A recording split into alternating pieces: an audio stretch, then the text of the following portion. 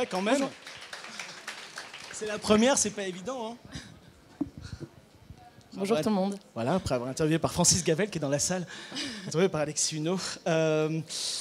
Donc, rêve, cailloux et métaphysique. Brume, je vais y arriver. Brume, cailloux et métaphysique, c'est un peu le stress, mais ça va arriver. Est-ce qu'on peut dire de manière évidente que tu as construit le film avec le paysage comme presque personnage principal, même si on va voir les deux personnages sont importants, mais... Ouais, bah... Oui, les décors m'ont beaucoup... j'ai beaucoup travaillé sur les décors comme base, mais autant les personnages que les décors en même temps, en fait, c'était un peu en ensemble, donc... Même au niveau de la narration, parce que j'ai tellement l'impression que c'est un personnage à part entière et qu'il conduit même les deux personnages, en fait, c'est lui. Oui, bah, en fait, mon idée de départ, c'était que les décors jouent un rôle, dans l'aspect, justement, métaphysique, on va dire, de montrer un univers un peu inquiétant, mais en étant à la fois joli et attirant. Enfin, j'aimais bien, il y avait cet aspect-là que je voulais mettre en avant dès le début. Et donc, effectivement, j'ai voulu beaucoup travailler les décors, plus que sur d'autres films que j'avais fait avant. Donc, j'ai vraiment mis ça en avant. Ouais. Voilà. Le contraste est important, parce qu'en effet, comme tu dis, on est quasiment en plan fixe pendant tout le long du film. C'est très lent. Et il y a ces personnages qui, en effet, on le sait, enfin, non, tout le monde ne le sait pas, mais fans, des gens comme Lewis Trondheim, par exemple, et il y a ce jeu entre les deux. Ouais, bah, je voulais vraiment...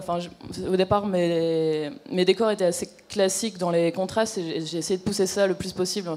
Essayer de mettre des décors très grands avec des personnages très petits jouer sur cette échelle, même si je pense que j'aurais pu le pousser encore plus loin. Enfin, après, j'ai vu d'autres films qui m'ont fait réfléchir, mais il était un peu trop tard, j'avais déjà fixé mes décors. Enfin, comme El Montana El Sombra, La montagne sombre de Loïs Patino, que j'ai vu à Clermont-Ferrand du coup pendant que j'étais en train de faire mon film. Mais il était où lui vraiment c'est des échelles de plans immenses, quoi. Donc ça m'a pas mal inspiré. Voilà. C'est quelque chose que tu aimerais continuer, parce qu'il y a quand même pas mal de plans larges, tu te dis, mais on en a quand même pas mal dans le film, avec le personnage qui est en petit finalement, perdu un peu au milieu, pas autant que tu... De refaire dans ce genre-là, tu veux dire? Non, ouais, ou même pousser encore plus loin, comme tu dis. Peut-être une fois, ouais, j'aimerais bien, parce qu'effectivement, je pense que ça aurait pu être encore poussé beaucoup plus fort pour avoir encore plus de sens, je crois, mais après, je verrai, je vais pas... Enfin, j'ai envie de tester plein de choses, donc je verrai les envies qui viennent, etc. Il y a une grande... ouverture, on va dire, dans l'histoire. Enfin, il y a une grande... On peut y mettre un peu ce qu'on veut. Il y a certes l'opposition entre les deux personnages, mais finalement, on est assez libre. Comment tu l'as écrit, Alors, moi, je l'écris, donc à la base, j'ai beaucoup griffonné sur des carnets, tout ça, tous les soirs. Enfin, des carnets, des feuilles, beaucoup de croquis. Et j'ai un peu réfléchi par mots-clés, en fait, des choses importantes que je voulais mettre dans le film. Et après, je suis passée directement au storyboard. Donc les mots-clés, c'était du genre... Enfin, c'est un peu bateau comme ça, mais c'est genre une rencontre, les petits riens, la complexité du monde, on va dire. Et peut-être une petite note d'espoir à la fin que je voulais mettre. Enfin, pas d'espoir, mais j'avais vraiment ces mots-clés-là que j'avais dans mes intentions, que je voulais mettre. Et après, j'ai fait mon petit truc avec ces mots-cles, quoi, petite soupe. Il y a eu un scénario quand même de fait ou non? T'es plus non, pas du parti tout. Sur la de storyboard? Non, à l'époque, en plus, je savais pas trop, enfin, j'avais jamais écrit de scénario et c'était pas trop mon truc. Là, maintenant, c'est vrai que j'ai appris à en faire depuis. Donc, je travaille maintenant avec un scénario, mais à l'époque, non, je suis partie très rapidement sur un pré-découpage et que je travaillais tout le temps. Ouais.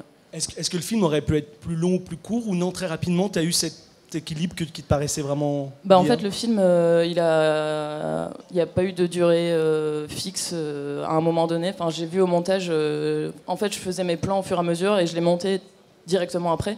Donc, je faisais vraiment mon montage en même temps que je faisais l'animation et tout. Donc, j'ajustais, c'était pas très rigoureux, on va dire. J'ajustais vraiment la durée des plans en fonction de... À chaque fois que je le revoyais, je me disais, bon, là, il faut qu'il soit un peu plus long et tout. Et vraiment, à la fin, j'ai passé beaucoup de temps à faire le montage à la milliseconde près. Le son est arrivé quand? Parce qu'il est absolument fondamental dans le film. Le son, je l'ai fait, c'est la dernière étape. Donc, en fait, là, mon film, je l'ai fait l'année dernière. Et c'est la dernière étape que j'ai fait. J'étais à Lille et j'étais toute seule. Et du coup, j'ai passé quelques jours à vraiment travailler le son avec le casque sur Premiere. Un logiciel pas du tout fait pour le son. Mais je connaissais que ça. Et du coup, avec des banques de sons libres sur Internet que j'ai récupérées. Comment travailler? Il y a un jeu sur le temps qui est évident, cette espèce de temps comme ça qui s'étend. Ouais. J'arrive pas à trouver. Comment on trouve encore une fois... Moi, je suis toujours épaté sur l'équilibre que peut trouver un film, de se dire Voilà. Bah, honnêtement, moi quand j'ai revu mon film, je l'ai revu à Castres au cinéma. J'ai trouvé très très long et si je devais le refaire, je ferais jamais ça. Et du coup, je sais pas, je sais pas pourquoi j'ai choisi ce montage-là vraiment. J'étais portée par le film et du coup, j'ai pas vraiment décidé de faire des plans longs. Pour moi, mes plans paraissaient pas longs. Je me disais pas, allez, je vais faire un plan long, tout ça. Pour moi, le plan, il avait la durée qu'il devait avoir. Et donc, maintenant que je le revois, je me suis dit, ouais, quand même, il est vachement lent comme film. Mais quand je le faisais, vraiment, c'était pas. Ça fonctionne très bien, enfin. Ouais, j'espère, ouais. Le titre, forcément. Le titre, comment j'ai trouvé le titre? Ouais. Alors, c'est assez rigolo. En fait, je voulais un titre qui révèle un petit peu, parce qu'il y a effectivement cette opposition entre on va dire, les petits riens et la métaphysique. C'est un peu l'idée du film. Et je crois que j'ai juste dit à un ami à l'époque, je lui ai dit, j'aimerais un bon titre de film où on trouve les mots brume, caillou et métaphysique. Puis il m'a dit, brume, caillou et métaphysique. Et voilà. Et j'avais déjà fait un film juste avant, Mon Créadoc, qui s'appelait Endive, carotte ou poireau. Donc, je trouvais ça rigolo. Puis en même temps, le fait d'avoir 3 mots comme ça sonne. L'idée, c'était d'avoir un titre qui sonne un peu second degré, parce que c'est un film qui se prend pas au sérieux, donc j'aimais bien ce truc. Avoir le mot métaphysique dans un film, ça peut paraître un peu plombant, et bon, mais c'est du second degré. C'est voulu pour détacher justement le film. C'est ça, ouais. Donc ce film-là, tu l'as fait à l'MK à Angoulême. Ouais, je l'ai fait à l'MK et c'est un peu bizarre la façon dont je l'ai fait, parce qu'en fait je l'ai commencé à côté de l'école, donc j'ai travaillé, donc j'étais à l'MK et en parallèle j'ai commencé mon film très très tôt, donc en novembre, et je l'ai fait à l'MK quand on avait du temps libre le soir. Et en fait, par exemple, j'ai pris un mois où j'ai demandé à Christian Arnaud pour travailler sur mon film plutôt que de faire Canal J, parce que Canal J j'avais déjà fait plusieurs fois.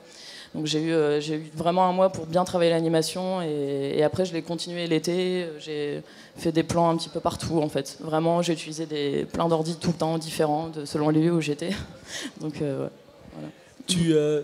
C'est un plaisir de venir dans un festival, de faire un film, comme tu dis là, sur ses temps libres, le soir, le week-end, etc. Et finalement de le voir. Ouais, carrément. Ouais. Fond. En plus, c'est drôle parce que moi, ça me fait réfléchir à je me rends compte qu'au final, un film, parce que je l'ai un peu fait de mon côté, vraiment toute seule, je l'ai montré à pas grand monde, aucun intervenant, à des amis seulement. En général, je demandais des petits conseils sur le storyboard ou des choses comme ça.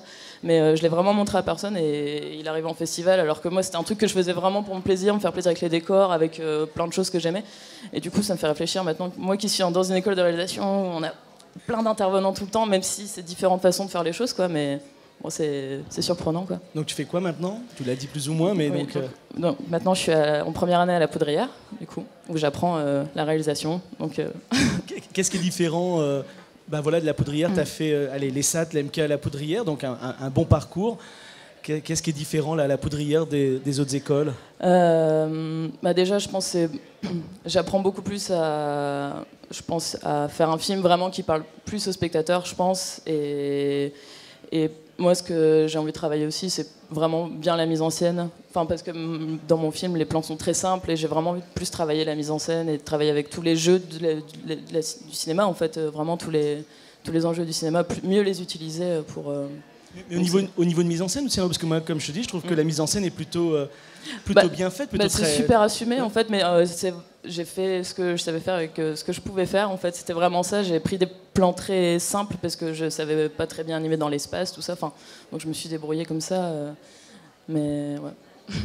Est-ce que la Poudrière amène plutôt pour aller vers ou du court-métrage ou des séries un petit peu différentes? C'est vraiment la réalisation qui t'intéresse, comme on le voit, ou c'est vraiment ça? Ah oui, moi c'est clairement la réalisation.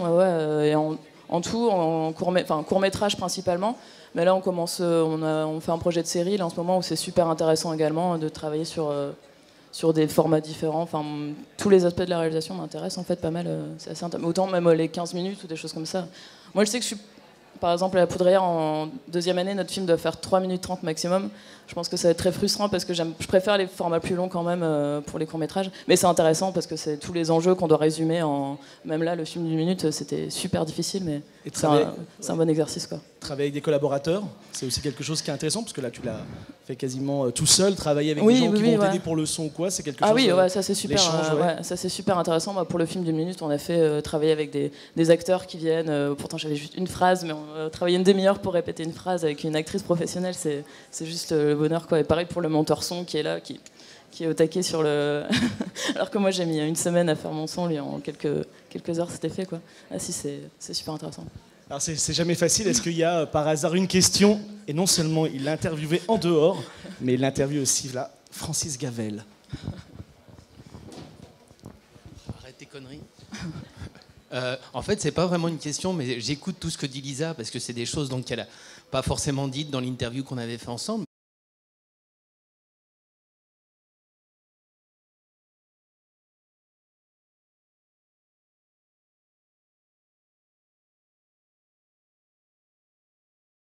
C'est ça que j'ai voulu qu'on fasse un portrait ensemble.